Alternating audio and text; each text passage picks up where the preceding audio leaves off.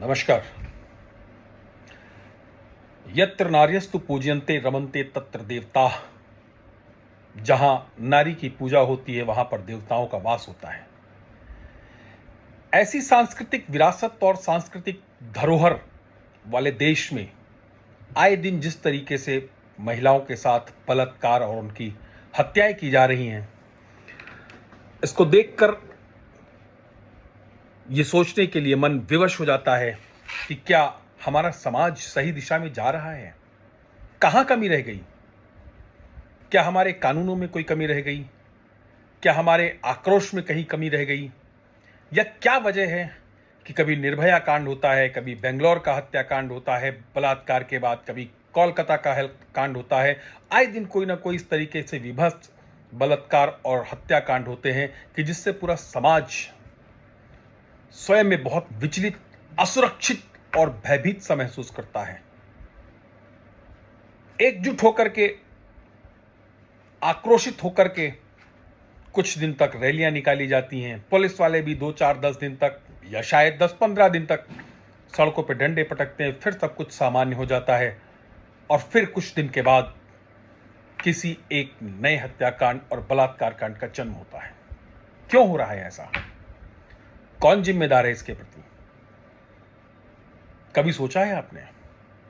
सोचिए, जिस प्रदेश की जनता ने अपनी सुरक्षा, अपनी संरक्षा के लिए किसी व्यक्ति के हाथ में अपनी सारी ताकतें सौंप दी, उसको प्रदेश का मुख्यमंत्री बना दिया, इस विश्वास के साथ कि ये व्यक्ति, ये महिला हमारी सुरक्षा करेगी, हमको संरक्षा प्रदान करेगी, वो मुख्यमंत्री, उस प्रदेश का मुख्यमंत्री स्वयं में इतना लाचार हो जाए, स्वयं में इतना मजबूर हो जाए कि आंदोलन करने वालों के साथ वो खुद निकल करके सड़कों पर आंदोलन करे।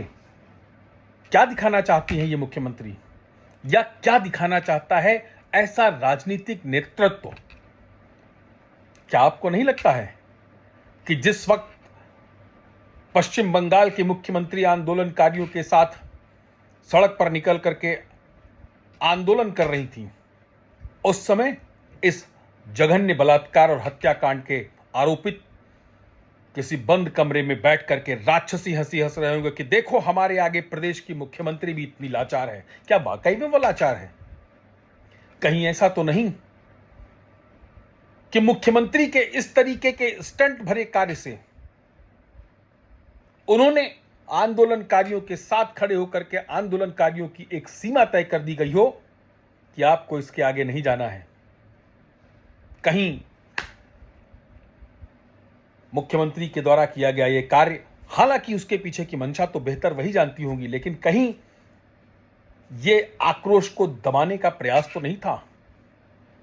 और अगर ऐसा है तो यकीन मानिए, हर बलात्कार के पीछे राजनीतिक इच्छा शक्ति की इतनी निराशा भरी, इतनी स्टंटबाजी कार्रवाई जो होती है, ये जिम्मेदार होती है। जब कभी भी कोई इस तरीके के आंदोलन होते हैं, जब कभी भी इस तरीके की इच्छा शक्ति आती है, तो चाहे प्रदेश का नेतृत्व हो, चाहे केंद्रीय नेतृत्व हो, बड़े से बड़े भाषणबाजी शुरू हो जाती हैं।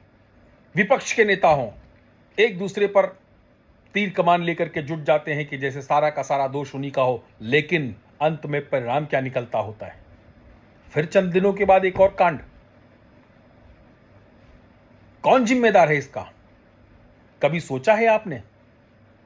जिस समय कलकत्ता की उस डॉक्टर के माता पिता उसकी डेड बॉडी को देखने के लिए 3 घंटे तक तरसते रहे, आपको क्या लगता है उस समय भी उस मां की ममता, उस पिता के जज्बातों के साथ बलात्कार हो रहा था? कौन दोषी है इसका? हो सकता है कि जिस स्टाफ ने उनको रोका, उस बच्ची के साथ बलात्कार करने के दोषी ना हो, लेकिन वो स्टाफ भी इस बात का दोषी था कि उसकी मां की ममता और पिता के जज्बातों का बलात्कार किया। कहां से साहस आ जाता है इनके अंदर? कैसे रोक ले जाते हैं वो, और कैसे मौन हो जाता है हमारा पूरा का पूरा समाज? सोचिए, आए दिन हम लोग इस तरीके की बातें देखते हैं, सुनते हैं। एक क्रिमिनल लॉयर होने के नाते पूरी जिम्मेदारी के साथ ये बात मैं कहना चाहता हूं, आप सबसे शेयर करना चाहता हूं। कई बार हम लोगों को अदालत में दलील देना पड़ता है और ये कहना पड़ता है कि साहब इन्वेस्टिगेशन में पुलिस ने ये चीजें नहीं दिखाई, जो कि essential part of the investigation था, और due to the lack of the evidence हम क्लाइंट्स को छुड़ा ले जाते हैं। सच थे या गलत थे, ये एक दूसरा पहलू है। कभी ऐसे पुलिस कर्मियों पर जिन्होंने किसी भी कारण से विवेचना को हल्का किया, साक्ष्यों को दबाने की कोशिश की, साक्ष्यों को छुपाने की कोशिश की, सही तथ्यों को अदालत के सामने प्रस्तुत न करने की कोशिश की, क्या उनके ऊपर कोई अंकुश रखने की कार्रवाई की गई?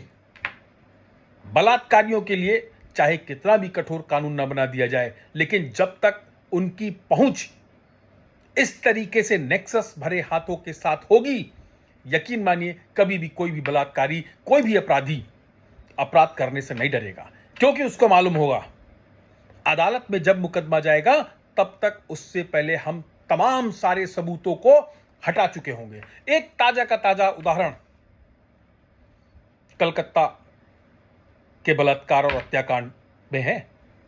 सुप्रीम कोर्ट की सुनवाई के दौरान अभी सुप्रीम कोर्ट ने पूछा कि क्या जिस आरोपित को पकड़ा गया है उसका मेडिकल कराया गया। राज्य सरकार के वकील ने दलीलें प्रस्तुत कर दी कि साहब सीबीआई जांच कर रही, सीबीआई इसको देखे। सीबीआई के वकीलों ने कह दिया कि साहब हमसे पहले पुलिस वालों ने जांच की थी, पुलिस वालों ने उसको गिरफ्तार कराया है, उसको मेडिकल कराने का काम उनका था। पुलिस और सीबीआई के बीच में तथ्यों के साथ ये जो हेराफेरी हो गई, ये जो छेड़खानी हो गई, या इतनी बड़ी लापरवाही हो गई, ये लापरवाही, ये हेराफेरी ही हौसले बुलंद करती है बलात्कारियों के। पूरा समाज आक्रोशित है, पूरा समाज आंदोलित है, लेकिन सड़क पर निकल करके कौन आ रहा है? सिर्फ डॉक्टर्स। जिस मेडिकल कॉलेज की यह घटना है वहां पे प्रोफेसर्स भी हैं, लेक्चरर्स भी हैं, शिक्षक समुदाय है। क्या शिक्षक समुदाय के लोगों को पूरे देश में इस बात को लेकर के आक्रोशित नहीं होना चाहिए था? क्या उनको अपना विरोध नहीं प्रकट करना चाहिए था? उन डॉक्टर्स के साथ कंधे से कंधा मिला करके खड़े होना चाहिए था। मोमबत्ती या मशाल जुलूस जलाने का पर्पस सिर्फ इतना सा नहीं होता है कि हम मोमबत्ती लेकर के, मशाल लेकर के सड़कों पर निकलकर हमने अपनी जिम्मेदारी पूरी कर दी।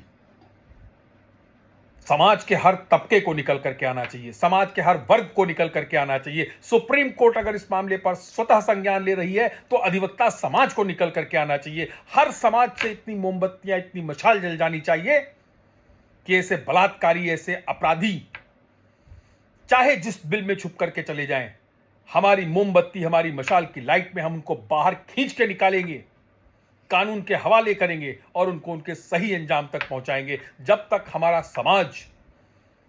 समाज का प्रत्येक वर्ग ऐसी घटनाओं पर एकजुट होकर के खड़ा होना नहीं शुरू करेगा और वर्ग विशेष की लड़ाई उसको लड़ने के लिए छोड़ देगा, तब तक इस तरीके की घटनाएं होती रहेंगी, तब तक इस तरीके के बलात्कार होते रहेंगे।